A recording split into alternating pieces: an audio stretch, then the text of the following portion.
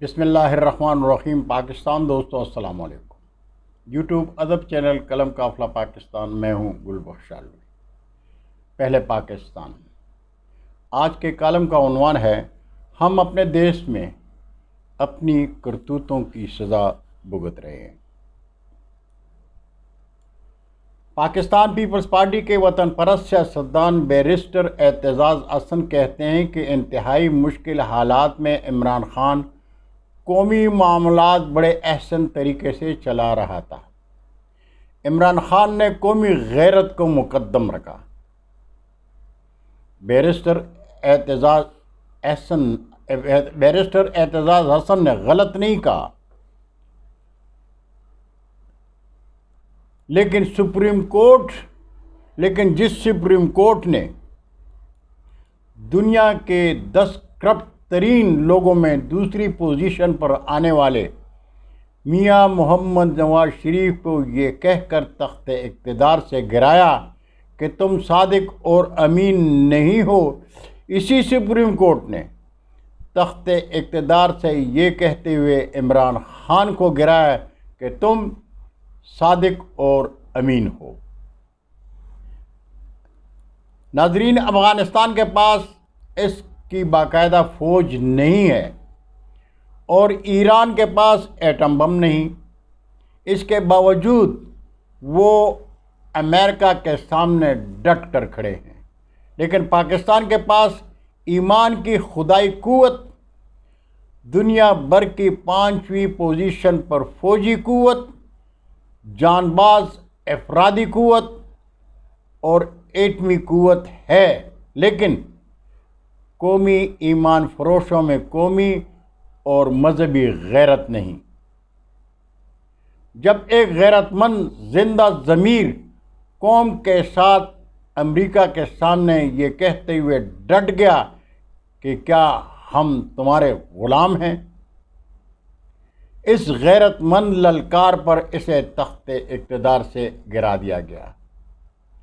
وہ دین پرست اور وطن پرست ہے، اس لیے کہہ رہا ہے آج میں خبردار کر رہا ہوں کہ اگر اسٹیبلشمنٹ نے اپنی روش نہ بدلی، درست فیصلے نہ کیے اور اگر ہم ڈیفالٹ کر جاتے ہیں تو فوج سب سے پہلے تباہ ہوگی۔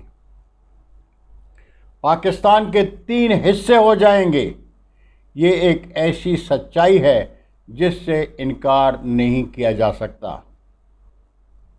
عمران خان نے جائز طور پر ان خطرات کی نشاندہی کی جو معاشی تباہی کی صورت میں پاکستان کو درپیش ہوں گے۔ عمران خان کہتے ہیں سپریم کورٹ کے فیصلے کے بعد مجھے یقین تھا کہ راستے کی تمام رکاوٹیں دور ہو جائیں گی، لیکن عمران خان کو غلط فہمی تھی۔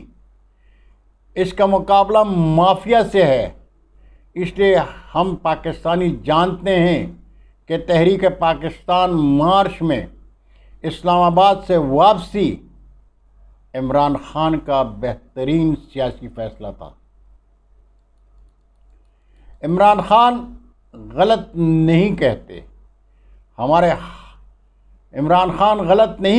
کہ ہمارے ہاتھ باندھ دیے گئے تھے، بلیک میل ہوتے تھے، وزیر اعظم تھا لیکن اختیارات پوری طرح میرے پاس نہیں تھے، قومی پاور کا جھکاؤ کسی اور طرف تھا۔ پاکستان کے خوبصورت کل کے لیے قومی پاور پر انحصار کرنا میری مجبوری تھی۔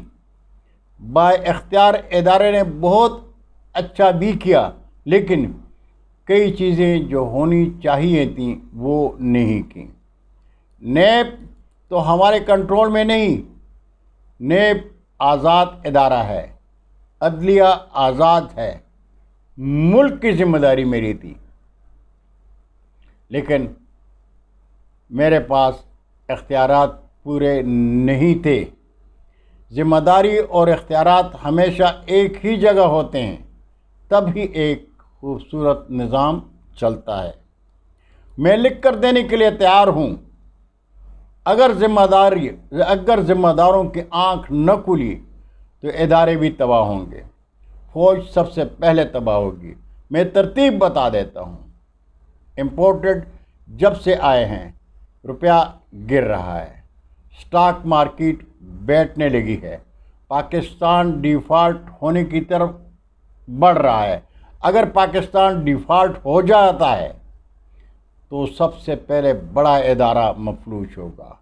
اس کے بعد پہلی شرط رکھی جائے گی جو یوکرین کے سامنے رکھی گئی تھی کہ ڈی نیوکلیئرائز کریں، یعنی جوہری ہتھیار ختم کر دیں۔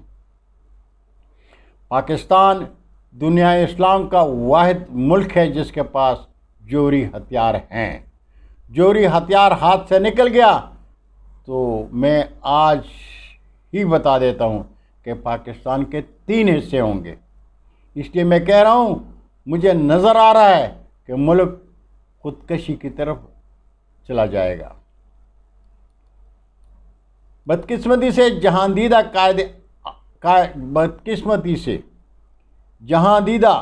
قائد عمران خان کی سوچ اور خدشات کی نشاندہی کو مافیا غلط انداز دے کر قوم کو گمراہ کرنے کی کوشش کر رہی ہے۔ درباری تجزیہ نگار قومی صحافت کی توہین کر رہے ہیں۔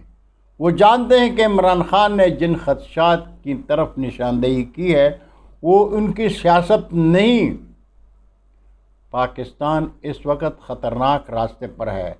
یہ وہ حقائق ہیں جن کو جھٹلایا نہیں جا سکتا، لیکن کمبخت یہود و ہنود کے ذہنی غلام حقائق کو توڑ مروڑ کر پیش کر رہے ہیں۔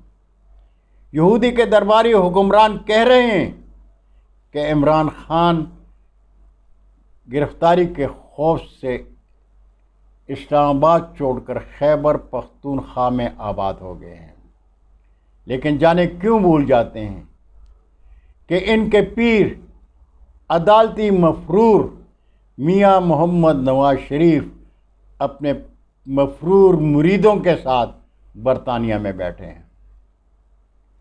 عمران خان جانتے ہیں کہ لاہور اور کراچی کو مقبوضہ کشمیر بنانے والے رانا ثناء اللہ سے تو شیطان بھی پناہ مانگتا ہے۔ عمران خان گرفتاری کے خوف سے نہیں بلکہ اپنی گرفتاری کے بعد اپنے چاہنے والوں کے رد عمل کو خوب جانتے ہیں۔ وہ ریاست کو مفلوج کر کے رکھ دیں گے۔ وہ ایسا نہیں ہوتے دیکھ سکتے۔ وہ اپنے لیے پاکستانیوں پر ریاست کا تشدد نہیں دیکھ سکتے۔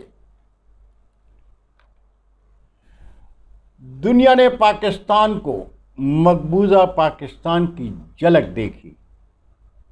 رانا ثناء اللہ کی پولیس اور رینجرز نے اپنے ہی دیش میں اپنے ہی قومی باشندوں پر ویسا ہی ظلم اور تشدد کیا جیسا کہ مودی کی پولیس اور فوج مقبوضہ کشمیر میں محصور کشمیریوں پر کر رہی ہے۔ لاہور میں آزاد پاکستان کی آزاد خارجہ پالیسی کے لیے صدائے حق کے علمبرداروں پر ظالمانہ تشدد دنیا نے دیکھا، لیکن اس افواج پاکستان نے کچھ نہیں دیکھا جس کے ہم گیت گاتے ہیں۔